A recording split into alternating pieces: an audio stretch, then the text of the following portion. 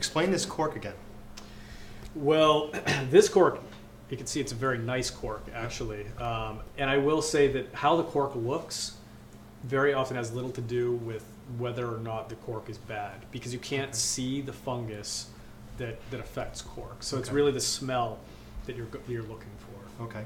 Now, should we feel that cork? Maybe press it, see if it's compromised in any way? You could, and what you would be feeling for is if it feels wet and soggy, what that means is that there was some leakage up in the cork, up in the neck of the bottle, and that might mean that some oxygen got into the wine, right. And that would be a different cork problem. Yeah, and every once in a while, sometimes what I've noticed is the wine's leaking all the way down the cork and gets onto the top of the cork.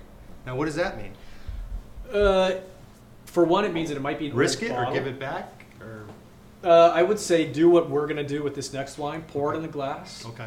And see how it is. Which is a good time to mention that if you think it's bad, virtually all reputable wine shops will take back a full bottle. Even if it's not bad and you think it's bad, don't be scared. Don't be scared. If you spend $50 on a bottle, something smells wrong, give it back. Yep. There's millions of wines out there. Try another one. There are, and your retailer shouldn't be afraid. They'll get money for the bottle back, and you get your money back. Yeah, that's good to know. Now, what's the third wine we have over here? The third wine is a showstopper. This little beauty's reputation precedes it. This is Camus Vineyards Napa Valley Cabernet.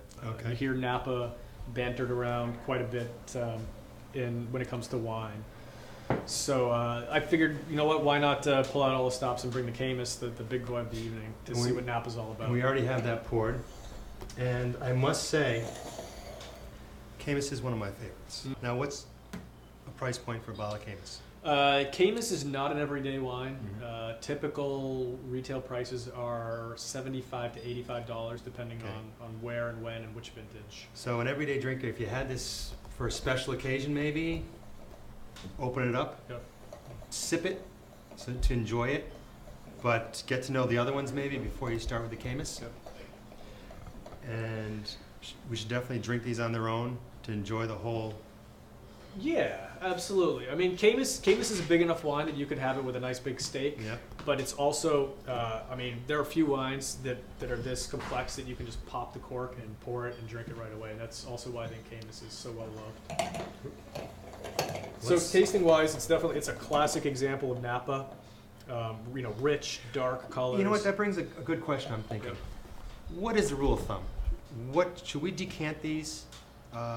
Should we open the bottle? How long should we open them, or should we just pop them and drink them? That's one of the most important questions that I think anybody can ask, and you should ask if you're going and buying a bottle at your wine shop, because I think they can kind of guide you.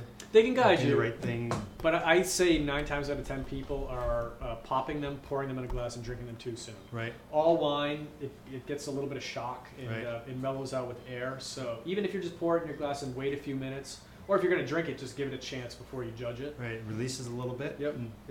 And if you have a very expensive wine, a big wine, I'd recommend getting a decanter or a pitcher. You could use a vase in a pinch and just pour it in there, let it air. Glass, plastic.